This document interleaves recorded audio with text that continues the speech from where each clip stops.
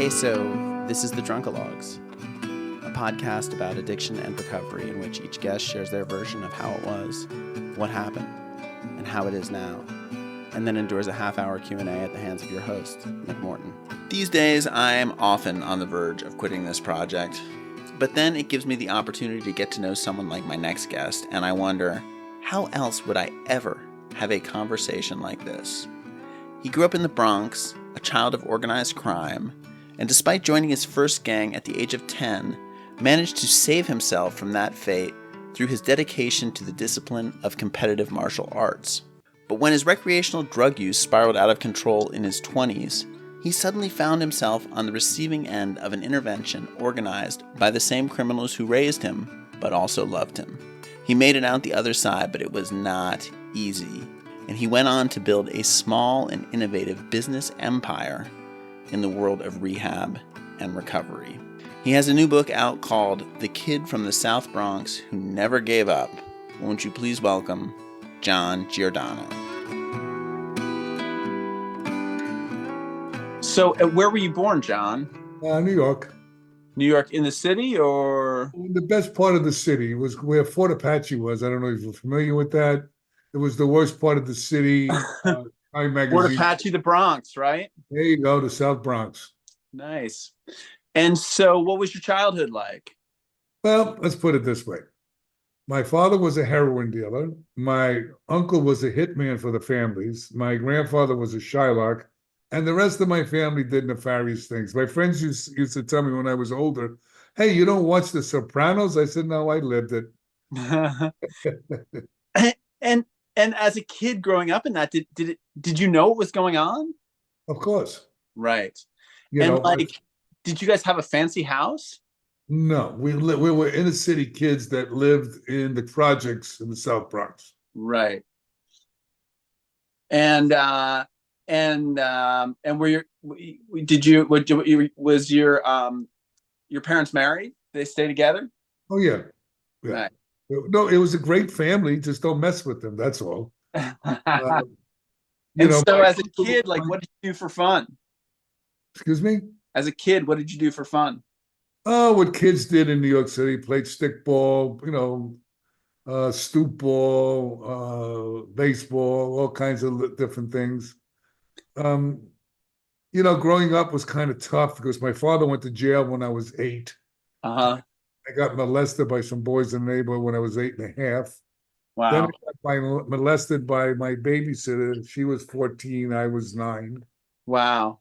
And I wound up getting into gangs. I was in a black gang, one Hispanic gang, Irish gang, white gang, all kinds of gangs. So how old were you when you joined your first gang? I think I was 10. And how did that happen? What's the recruitment look like? What's the... Well, in the first gang I joined was a black gang, and you had to fight one guy, and, they see how you do, and then they accept you into the gang. And I guess you did okay. I did pretty good. How was that fight? Well, it was, typical kid fight. You punch each other around and throw each other on the floor, that kind of thing. Right. And then at some point it just ends. Does somebody break it up or right. Well, when I was like 7, 8, 9, I was very insecure. Uh-huh. And I was a little chubby, and kids used to pick on me. Right. And what happened with me was I was watching this television show. Most people don't remember who they are. The Keystone Cops. Uh-huh. Sure. I remember they used to move real fast. So I said, if I can move real fast, I can defend myself. Right. This kid that always used to picked on me one day, and I just started swinging like crazy, and and I beat him up, and then I beat every kid up in the neighborhood that ever picked on me. And then one kid came over to my grandmother's house, who I was living with at the time, and started yelling at my grandmother about me. And my grandmother, you can't say anything about me to my family. So she punched him in the mouth. The woman went flying against the wall. And she said, I'm calling the police. Right. So she came back in a half hour and apologized to my grandmother. She found out who my family was. That's amazing. That's Oh yeah, my uncle threw my wedding when I was 20, and the caterer decided to insult him in front of the family, so he killed him the next morning. wow. I So I mean, had to leave town real quick. so by the time you're 20, getting married, I suppose now you've been in a like. What do you? Are you now part of the family business? No, no. When I was 14 and a half, I wound up going into karate. Uh-huh. And what happened was that I was driving by, my friend had a car. We were driving by this karate school. Right. And I said, I wonder how tough the karate teacher was, Mm-hmm. right? So we went upstairs to go see how tough he was. Mm-hmm. Anyway, they were teaching, but I had to get home because my father had gotten out of jail by then. And I said, Dad, I want to join the karate class. He says, okay. My mother said, no, we could get hurt. Right. But then finally he talked her into it. And I went into the class. That it had to be 15 at the time to join classes back then. Right. It was 1962. Right. So what happened was my mother signed the paper, my father signed the paper. I wound up being able to go in, and it was a jujitsu class, but I didn't know the difference. Sure. Oh, I know they taught you how to roll out and all this stuff. Anyway, they teach you, the teacher said, all right, he sat us down in a circle. He's going to teach us how to block a punch. So, he's asking for a volunteer. So, of course, I raised my hand right away. Yeah. And as he's talking, I try to sneak punch him. Uh-huh. I suggest don't do that, by the way. Anyway, I wind up on the floor with a foot in my throat and this little round face looking at me. Well, I fell in love with the martial art. I left gangs. That'll do it. Let me tell you something. I didn't even know how I got from point A to point B. That's amazing. So after that, I wind up being a national karate champion. I wind up being a black belt in judo, a black belt in jiu-jitsu. I'm a grandmaster now in karate, black belt Hall of Fame, national karate champion, all that. That's what I did. But after I got married, drugs started. We started fooling around with drugs, and You I and went down that wife, path. you and your wife started fooling around with drugs? Yeah. Right. And I wind up going down that path, and then So I'm sort of curious though, like, because I assume between 15 and 20, if you're accomplishing so much in karate, you must be super healthy, right? Like super very healthy. happy, very on point, everything. But what wound up happening was it was really interesting. I moved to Florida when I was 17 and a half, Uh-huh. right? Why? And when I got to Florida, I was teaching karate, and these kids used to come to my class stoned. Right. And I used to work them out to where they were throwing up. But they Right. would come back and they would do it again. Wow. What's wrong with you people? Huh. Why do you need drugs? Right. Oh, you should try it. You should try it. I said, I should try it. I said, forget it. So Yeah. one day I'm in my apartment, and one of my friends came upstairs, and he had this little vial of clear liquid.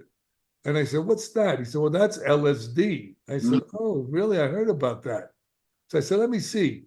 And I drank the whole thing. Wow. Little did I know that it was 5 hits for 5 people. Wow. I was gone for like 4 days. I bet. I was like, forget it. I mean, I was in another space. Do you remember that trip? Oh, I remember it as clear as day. What happened in it? Well, I'll tell you what happened. All of a sudden, the colors and everything started to move around, and everything started to look like cardboard for some reason. Sure. And I looked at the guy and I says, you look like a frog. I think I want to kill you. Right. And he says, hey, look at that light. And I looked at the light and I went on to a different place, Right.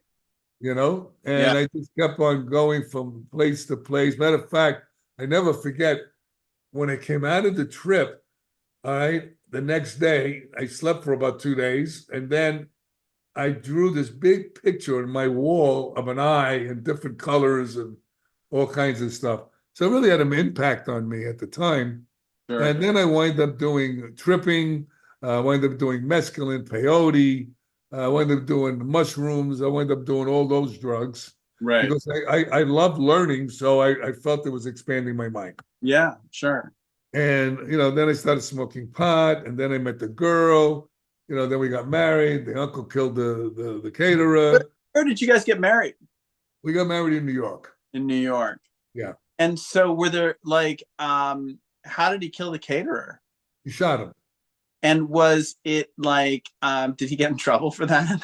Oh, well, here's what happened, right? We're all at my girl, my wife at the time she was Jewish. Right. And the family didn't want her to marry a guy that wasn't Jewish, but they Right. met my family. They thought they were great. Right. Right. So what wound up happening is they got to like them, they liked me, and everything was fine. And we get a call from my grandmother's house that the police are coming over to the house because my uncle killed the caterer. Wow. So my mother, she was like really cool. And it was 4 hours before I had to take the plane. So they said, "Oh, we're going to go to the airport right now." And my new in-laws said, "Well, what do you mean? We got 4 hours and the airport is not far away." "Oh, my son, he gets anxiety. Right. So let's go." So we left to the airport. So what happened with my uncle, they wind up arresting him, and he started acting crazy. They put him in a straitjacket and they would take him down a flight of stairs. He dove headfirst down the flight of stairs. Right. So they took him and they put him in a mental institution for 2 years. Right. And then they tried him for the murder and he got off. Wow. Because they didn't have enough evidence. Yeah. Smart move. Yeah, so that's what happened with him. And yeah, he was he loved me. No, but he was a really he just died about 8 months ago. Right. And at 90 something. Wow. But he I never forget, we were walking out of the house one day and he says, "I really like killing people." I said, "Oh, that's nice, Carly. That's really nice. That sounds terrific." Wow. Wow. So those are some of the things. But then I wind up getting into I said I would never be like my family. I wind up dealing drugs. I wind up doing collection work for the smugglers. Mm-hmm. I wind up doing all kinds of nefarious things. Right. I never got arrested. Are you living in Florida for all of this? Yeah. Right. Yeah. And meanwhile, I was teaching karate. Right. I was doing all those things, but I was living kind of like a double life. Yeah, sure. I was teaching police departments, DEA agents. I was teaching all kinds of different people. And here I am doing drugs, but it wasn't so terrible, okay? But eventually what happens with drugs and alcohol, you wind up falling to that abyss of hell. Yeah. And things change from being fun to being a nightmare. Right. And I was really getting more and more crazy. But even though I was using, I did 8 plays in the Theater Performing Arts. I wrote it, directed it, acted in the Hekabuki Theater. I did the James Brown concert where I had 60,000 people show up. It's all in my book, The Kid from the South Bronx Who Never Gave Up.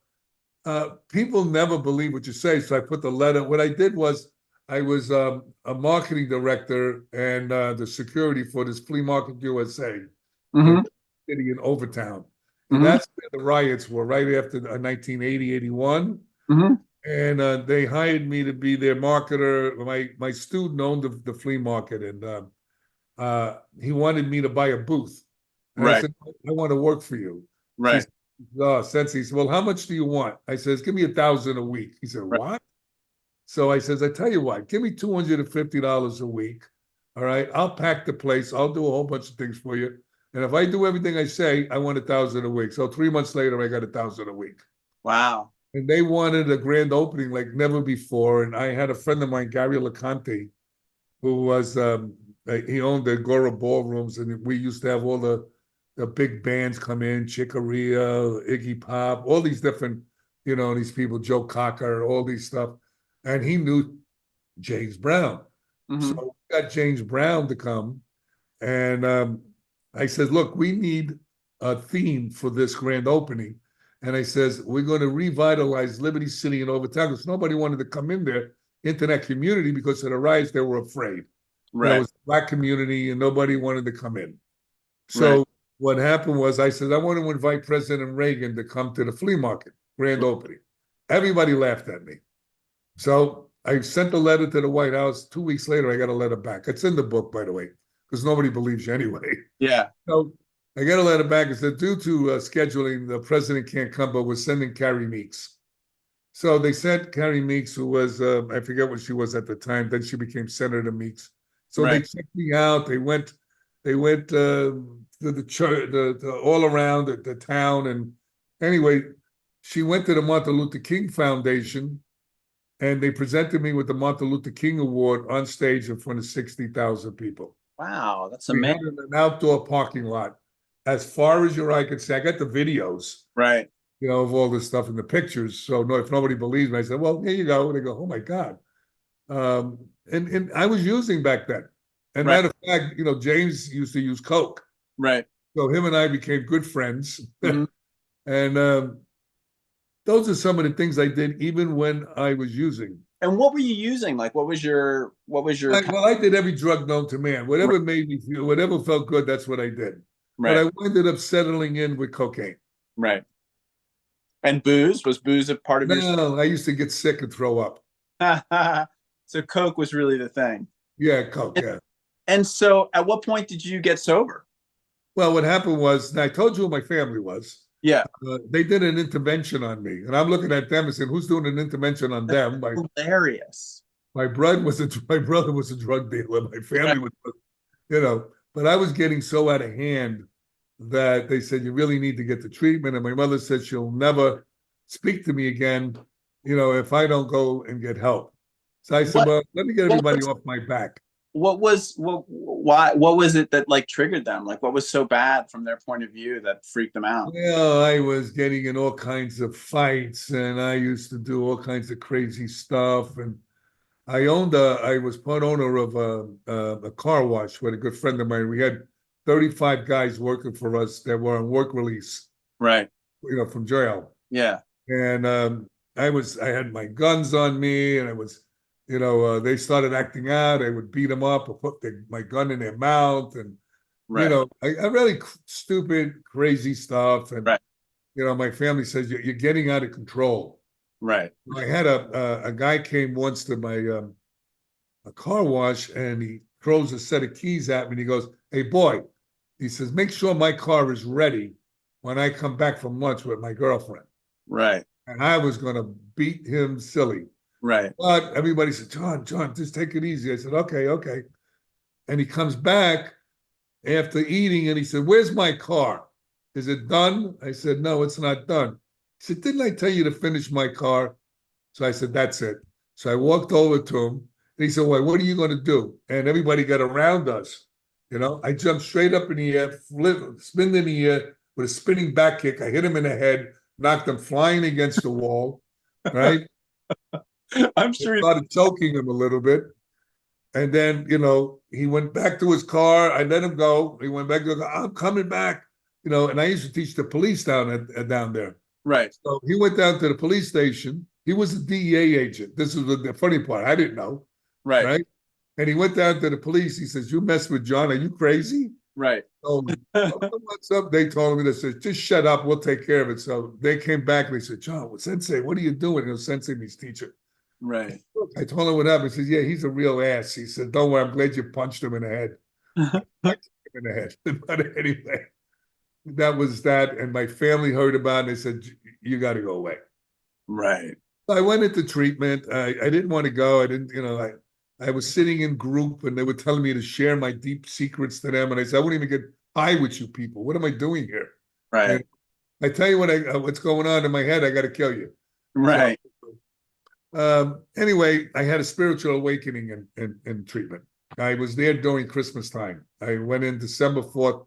Matter of fact, I'm coming up on 40 years of recovery Wow. in December 4th. And I was voted the most unlikely to be successful. Sure. So I went there, and then what happened was, I remember I wanted to go home during Christmas Eve. And they Right. said to me, "John, you can't go on Christmas Eve. You got to stay here." So I got rageful. I didn't get angry. I got rageful. Hmm. So I walked into my room. I punch the door. I never unpacked my clothes. I always had them in a suitcase. I just pulled my clothes out. And I remember the therapist telling me, "Hey, John, you ever pray on your knees to whatever God is to you?" I said, "Look, I'm a recovering Catholic. I got calluses on my knees. Right. What do you mean pray on my knees?" He said, "For what?" So how about humility? I says, "Give me a break." I said, "You mean God don't hear? How about if I'm in the closet? Would God hear me?" You know? But I was in so much pain because by that time I was clearing up. Mm. Brain was clearing up. I started to realize how I hurt myself, my family, my children. So what wound up happening is I tried to get down on my knee.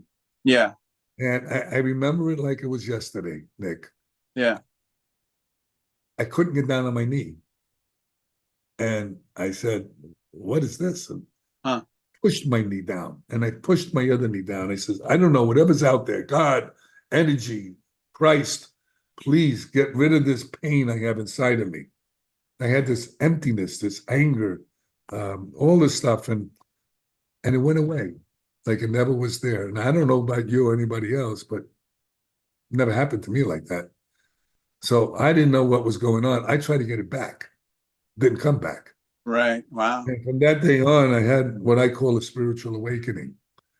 And I wind up, they kept me 2 other weeks. I was 6 weeks in treatment. Mm-hmm. But that was my first spiritual awakening. The second spiritual awakening was quite interesting. What they did when it's about at the end of your treatment almost, they have what is known as exiting. Yeah. So you sit in a room with the doctors, the nurses, the therapists, and everybody, and they evaluate you if you need long-term treatment, more weeks in treatment, whatever. And everybody said, John's doing much better. He's participating. He's doing everything that he's supposed to do, right? And I'm smiling and I'm saying, yeah, I am. And the head doctor said, "He's full of shit," in plain English. And that guy came out, you know, I started saying to them, "You know what? I can kill everybody in this room and nobody be able to leave." You Right. know, "Who do you think you're talking to?" I cursed at her and everything like that. So that one of the doctors said to me, "John, all we want to do is help you." Right. And I burst out crying. I ran out of the room like I felt like about 2 inches tall. And they gave me 2 extra weeks in treatment and actually helped change my life. I mean, So, what, like, so if I understand this correctly, the doctor is sort of calling you out for being like a faker, right. but you weren't. Addicts know what to tell you. They tell you what you want to hear. Right. But it sounded like, but you had some sort of revelation at that point, I right? did. I did. But absolutely not enough. Because So that's interesting. And then, like, over the next 2 weeks, did you kind of like start to process things that had, yeah, I really did. And I start to realize that, I was full of shit in right? English, because I was doing a lot of stuff from my heart or what I thought was my heart, but it was really from my head. Right. And I wasn't fully honest. And I wasn't really doing, I wasn't really open like I was making like I was. Right. I had reservations, I'll put it that way. Hmm. So I wind up staying in aftercare well, it was only supposed to be like 6 months or a Mm-hmm. year, I mean. I stayed a year and a half, you Wow. know. I went to meetings, they told me go to 90 meetings in 90 days. I just kept going. Right. Now I hated the meetings. I'm not going to say I liked them. I hated them. I didn't like them. I felt like I wanted to get high when I went to these meetings. Right. And I told them I don't want to join a new religion. Mm-hmm. Okay. But I kept going. And then eventually what happened, okay, I started to change. But I remember the first year I said to my counselor, I says, "Hey, when is this going to get better? I still don't feel good." Yeah. "Did you use today?" I said, "No, you already got better." Yeah. Yeah. Right. So that's how my journey started. Then I wanted to really give back. Um, and the whole thing in my book, it tells the story of what happened to me. I have a lot of trauma growing up. Besides being molested, I got left back in the sixth grade for being a clown. Mm-hmm. my family members, whatever, my father died, and all kinds of things happened as I was going towards my recovery journey. How old were you when your dad died? I was 36 years old. I Right. went at 37. I went to treatment. Right. Everybody was worried about me, not my poor mother. Right. Sure. Me going off the deep end. Yeah. And so what happened they told me don't do anything for the first year. Don't make any major changes for the first year. Right. So what wound up happening was my wife at the time was doing drugs, of course, with me. Hmm. When I came out of treatment, she picked me up in the car and she offers me a vial of Coke. Right. And I look at it, I said, I just spent 6 weeks in treatment. You offer me a vial. What, are you crazy, man? Mm. So I went and talked to my therapist, and they said, no, don't make any changes. Go to therapy with her. Try to see if you can get her help. And we went through all this stuff for about 9 months, Hmm. but I couldn't do it anymore. Right. And I wound up leaving her. Yeah, sure. And now, when I left her, I had no house, no car, no anything. Right. I remember I used to do collection work for the smugglers, and I used to sell kilos of cocaine. Yeah, I made a lot of money, and I was teaching karate on the side. sure. So I wound up being homeless. Wow. So my friend who owned the hotel lent me a room. So I had two little beds. I had a warmer for to cook anything, Right. and a bicycle. Somebody loaned me, and I had a jar where I used to put my quarters in when I had quarters. Right. And my kids used to come, and we all used to cry together. Oh, God. What are you doing here? And that's when HIV hit. And I says, oh, great. I wonder when to catch HIV because I don't like to wear raincoats. Uh, you know, Right. typical addict.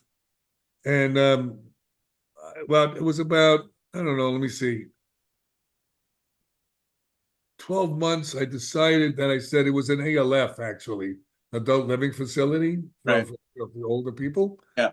And I told my friend, why don't you turn it into a 3/4 house? So I Right. explained to him what that was. And, that's where, for the audience, that was where people come out of treatment and they live in a supported environment. They have to go to meetings, have to go to work, and things like that. Right. Anyway, he did that, and it wound up being very successful. Then I had an idea to open up a treatment center. Now, Right. the only thing I knew about treatment was that I was in one. Yeah. So I lied to him and I said, I had this famous doctor who was my doctor at Mount Sinai Hospital that wanted to open up a treatment center, but I never even spoke to him. Right. He said, well, if you got him, he says, I'll give you the money to open it up. And he Right. said, how much do you need? Now, what do I know how much I need? I didn't know what I was talking about. I said, oh, $250,000. He said, Right. okay, you got it. So I went over to the doctor, I went over to Mount Sinai, he says, hey, I have $250,000. How would you like to open up a treatment center? And the doctor was a comedian and he was very famous in the addiction field. Everybody knew him. And he said, John, I was just thinking about that when you walked in my office. Wow, So, that's crazy. so anyway, we opened up a treatment center in North Miami General Hospital. Right. And here I am. I'm 14 months clean. I'm staying. I hired my therapist. I hired a bunch of the people from Mount Sinai. I didn't know if it wasn't right to do. And I gave my therapist, he was the program director. I gave him, he was making 29,000 a year. I gave him 50,000 a year, Right. you know? And the doctor came in and had everybody there. And I'm helping design the thing. And because of the martial arts and Eastern philosophy, I know a lot of things about Eastern medicine, about energy and all this other kind of stuff. Sure. So anyway, we were going along for about a year. We were packed. Everything was great. But the problem was my therapist didn't like the fact that his client was his boss. Right. Now, I wasn't his boss. I was so grateful for what he did. Yeah. Yeah. Okay. Anyway, long story short, he took the treatment center out from under me. What happened was we couldn't make payroll. Right. And we were packed. And my friend who lent the money says, these guys are stealing. I said, no, I'm a street kid. Now, I'm telling my friend, no, they're in recovery. They wouldn't do that. Right. Every time I think about that, I think how stupid I was. So He says, no, that's what they do. And they try to blame it on him, but he never even had, anything to do with the checkbook. So I went over to the doctor's office and I said, hey, are you stealing? Right. He put his head down and he says, I got a sex addiction problem. He was only 3 years clean.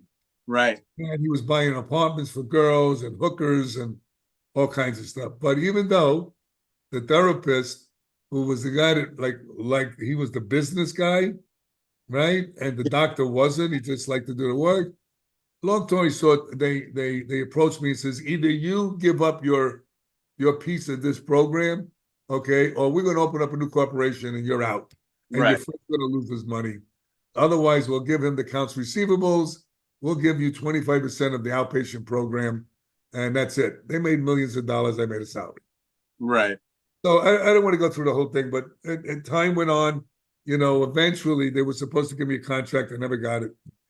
But I had to stay there because I was in school to learning how to be a counselor. I Right. went and got my GED after 25 years. That's another story. And I went to the Addiction Training Institute, but in order to become a counselor, you had to have 6,000 hours of supervision. Right. Now, where am I going to go to get supervision? Yeah. Yeah. Sure. So I wound up staying there, swallowing my pride and my ego and my anger. And I wound up staying there for 3 years. And I learned everything about the business, everything from stem to stern, right? I was in every department. And what wound up happening at the end, I walked into his office after I got my certification. And I told him that I was going to rearrange his face. A plastic surgeon will not be able to fix it. And then I told him I was going to call my uncle to come down and straighten him out and blow out his knees. And he knew what my uncle was because my uncle had a crack addiction problem, which we had him in treatment. Right. Right. So, I never forget one day he's in group and I'm telling everybody he's a hitman. And everybody's thinking I'm just, making the big story. Yeah. Anyway, they come running into my office. They go, John, your uncle. I said, what did he do? What did he do? He said, no, he's telling everybody all the people he killed. I said, I told you what he did for a living. Right. I was a comedy act. So meanwhile, they gave me a contract. 3 months later, I left. My same friend said, I got another guy that wants to open up a treatment center. So he said he wants a business plan. I said, I don't know how to make a business plan. He made it for me. I went up to West Palm Beach. I forgot the business plan. I was 2 minutes away. So I went there anyway. I told the guys, he threw a napkin on the table and he says, good, tell me what you need the money for. So I showed him. And we opened up a treatment center in West Palm Beach at PGA Boulevard. And I hired my sponsor, who was also a therapist. We packed the place because I had a good reputation, and so did he. Right. And he was a corporate raider. I didn't even know it. Right. And I didn't have a lawyer the second time. All right. And I didn't read what I signed. And anyway, he fired me. Right. After the place was going well. And my sponsor, who was the clinical director, didn't leave because he bought a house and he couldn't. Right. I was going to punch him and throw him through the window, but I'm in recovery now, so I didn't do that. I got my stuff. I sat on my car, on the hood of my car, crying in the parking lot. Then my girlfriend at the time told me, why don't you, I worked at an indigent facility. Uh-huh. I was the clinical director, and it was an old TC where they used to put you in the middle of the room, break you down, then build you back up. And to me, I thought it was totally ridiculous. So what I did is I quit. And my girlfriend at the time told me to open up an outpatient program. I said, I don't have any money because I had a spending addiction also. Right. So, the other guy that I opened it up, the corporate raider, I wound up going to court. He gave me $80,000. And the first guy gave me $80,000 too. I don't know, 80,000 must be a number or something. But I spent the money and I opened up this little outpatient program. I had $300 in the bank. My friend owned this little house right next to his office. He was a chiropractor. And he says, John, how much, I said, how much is the rented? He says, 300. He says, how much you got? He said, I got $300. He said, okay, it's $300. Tell you what, work it for about 2 or 3 months, get enough money, and then you can pay me every month. I said, okay. Because he was another black belt. He was a friend of mine for a long, long time. Anyway, I started it with $300. I hired my friend that I went, that we were working together at the Better Way, which was that indigent facility. Right. And he says, I said, look, I'll give you half of the business. He says to me, okay, let me see your books. I said, what books? He said, well, I don't know who pays you. I know, they pay me. I put the money in my pocket. He said, are you crazy? These addicts are not going to pay you. So he took over the business part.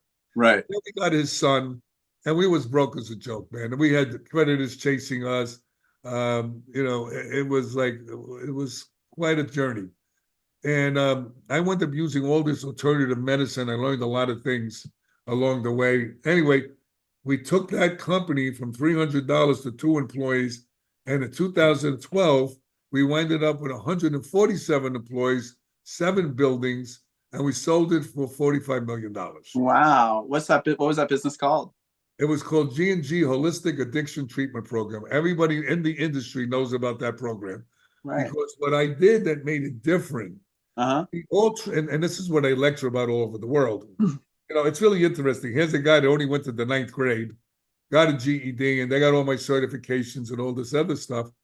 I winded up, I'm in 80 medical and scientific peer-reviewed journals. I worked with 12 universities. I became the leading expert on psychedelic medicine, on alternative medicine, addiction, and mental health. And what I did with my treatment center, we used hyperbaric medicine, that's oxygen under pressure, heal the brain. We used acupuncture. We did micronutrient testing. We did gut testing. We did heavy metal testing. Then we gave them amino acids. We did research and everything. We did light and sound therapy, aromatherapy, colonics, massage. Okay. We did so many different modalities, and we had such a high success rate. And everybody says, well, insurance companies don't cover that. I said, addicts are feel-good junkies. If they feel good, they'll purchase some of this. So we gave them 4 free modalities when they came in. They could do massage, they could do hyperbarics, they could do acupuncture, whatever they wanted, right? For free. Right. And if they liked it, then they could buy a package and they could, as they're in treatment. Right. So that's what wound up happening. We became well-known all throughout the whole industry. And I'm known as the holistic, whatever, pioneer of addiction and mental health. That's wild. And now, I mean, did you guys did you use, psychedelic drugs for treatment at all? Okay, what we did was I became the leading expert on ibogaine. I don't know if you're familiar with ibogaine. No. Ibogaine is a root from West Africa that was used at a rite of passage from the Weedy tribe. There was a guy named Howard Lutzoff. Now, Howard Lutzoff was a very heavy-duty heroin addict. Okay, and what happened was he went to Gabron to find a new high, which was ibogaine. Bush, okay, and they used the bark, and it's a psychedelic. It's the strongest plant medicine there is. Right. Stronger than, you got ayahuasca, you got psilocybin, you got ibogaine. Okay, so he did the ibogaine, and he woke up the next morning totally detoxed. Wow. I don't know if your audience realizes, if you want to get off heroin, opioids or opiates, okay, it takes anywhere from 7 to 9 days, depending on the severity of your illness. And you really got detox. What detox people do, places do, they really stabilize you. They don't detox, because detox means to detoxify, not put other drugs in. Right. Okay. So, and you come out and you still got post-acute withdrawal syndrome. You still got the cravings and all this other stuff. When I began, you don't have that. So he opened up, and being a good addict, he says, wow, I can make money with this. He opened up a place in Panama. Right. This neuroscientist from the University of Miami School of Medicine, who was the head of the Brain Bank and the Alzheimer's Foundation, Dr. Deborah Mash. Right. He opened up the clinic with him in Panama. But being an addict, just because you stop drugs and alcohol doesn't mean you stop all those behaviors. For sure. So, anyway, she eventually got away from him and went to St. Kitts and opened up a clinic in St. Kitts. And her and I wind up meeting each other. Matter of fact, it's a funny story, because she was doing some FDA trials on ibogaine, and she had an ad in the paper about having some people to come in and be to try this stuff out, right? So I called her up, and she says, no, I'm busy. Don't worry, I have enough people to do this for my trials and hung up on me. Right. I said, okay. So 6 months later, I get a call, and it's her. Right. I said, oh, yeah, I remember you. You hung up on me. So she laughed. I laughed. And she said, Giordano, I don't know who you are, but all I know is everywhere I go in this industry, they keep pointing me to you. Right. I said, okay.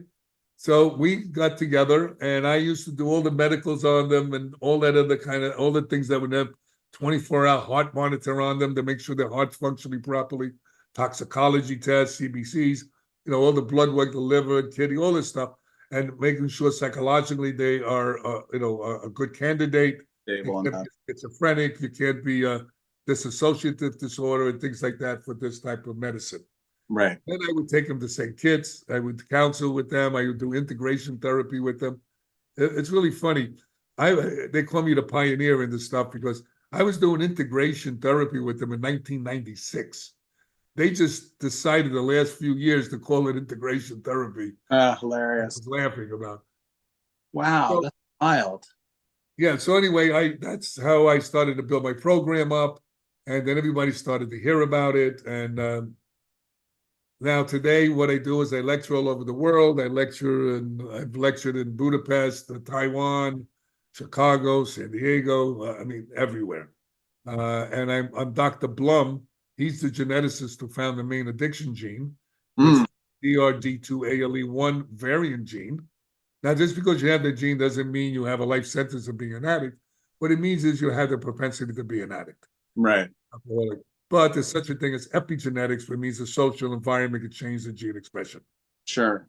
So I'm on his research team with about maybe 14 different scientists, researchers, neuroscientists, clinicians, and I'm on all these medical journals with them, and I lecture all over the world with them. And it's like a funny journey. Everybody knows my story, and they go, wow, a guy from the South Bronx. I never thought, if you would have told me I would have wound up where I am today, I probably would have punched you in the face thinking you're trying to make fun of me. It's quite a story, John. I really like it. I mean, I think that certainly all that stuff of your childhood and your family is colorful and, right out of the movies. But to me, that moment where you're in a hotel room with your kids crying and trying to rebuild your life from that, man, that's the real stuff.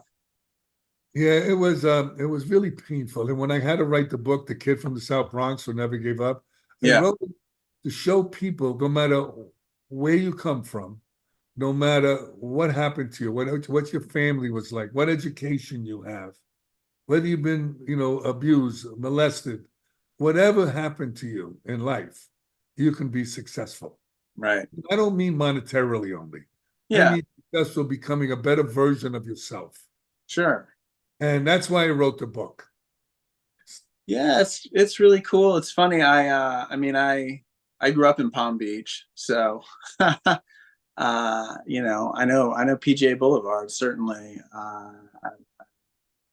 It was called Recovery Corner of West Palm Beach. I have to check it out next time I'm down there. It's gone. It's gone. Still there, right? I had to bought my treatment center for $45 million.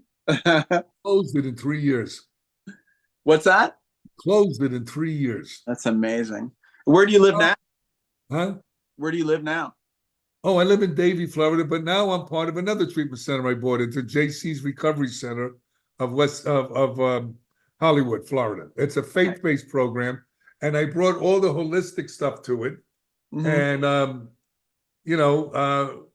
I helped redesign the whole program because these guys they're good people. They really care about the client, but you got to have a balance. You also got to be a business person. Right. And I learned how to do business from my partner, Jerry. Right. And I didn't want to go near him, but Jerry got sick. He had cancer and all that stuff at G&G. He was my partner in G&G, him and his son, Gerald. And he could no longer work there. Right. He broke, he had cancer. So I was forced to do the business part for 4.5 years. Right. And, I was really scared because I didn't know anything about, any business. I like doing all the fun stuff, doing therapy. I'm also a trauma guy. So I work with police officers that have been in shootings, guys coming back. I work with our wounded warriors, people who have been molested. I help develop a technique that gets rid of trauma like in a half hour. I'm utilizing EMDR, and I also have a master's in NLP, neuro-linguistic program. I'm a hypnotherapist also. I do holotropic breathing. I combined all these modalities together, and I put together a thing called TRT, trauma release technique. And that's what I've been doing for 37 years. Well, Wow. 25 years with that technique. I'm gonna have to call you up next time I'm down there. I wouldn't mind getting rid of my trauma for 30. Oh, you know what I tell people? Sit down in my chair. Yeah. And if it doesn't work, you can laugh at me. But let me warn you, it's been 25 years. Nobody's laughed yet. Yeah, for sure. A half an hour. Who's not willing to try that? Well, it's really interesting because it's very similar to what Ibogaine did. Right. You see, what people don't understand, talk therapy deals with the software of the brain. Right. I call the software of the brain. So psychedelic medicine and EMDR and TRT, the stuff I developed, deals with the hard drive. Mm. You see, and everything's still on your hard drive. It's like you have a computer, you erase something on your computer, it's still on your hard drive. That's Right. why when the feds come in, they take your hard drive. Yeah, for sure. So I developed that. I developed nutrients. I had my own nutrient company, all kinds. I'm with some of the top scientists in the world. I don't even know how that happened. It's crazy. Some of my mentors, like Dr. Paul Harch, who was out of Louisiana, he's a neuroscientist. Yeah. When they went to the Senate with another friend of mine, Dr. Williamson, and got them to approve wound healing for diabetics in the VA because they were cutting people's legs and arms off so much. Right. Wow. So these are the kind of people that I got involved with, geneticists, neuroscientists, and all this kind of stuff. So I just regurgitate what I hear. Well, John, I really appreciate getting to know you.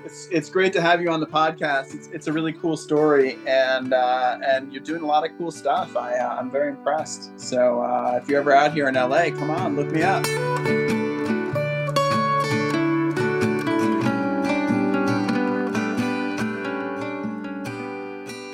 Thanks for listening. You can support this podcast at patreon.com/thedrunkalogs.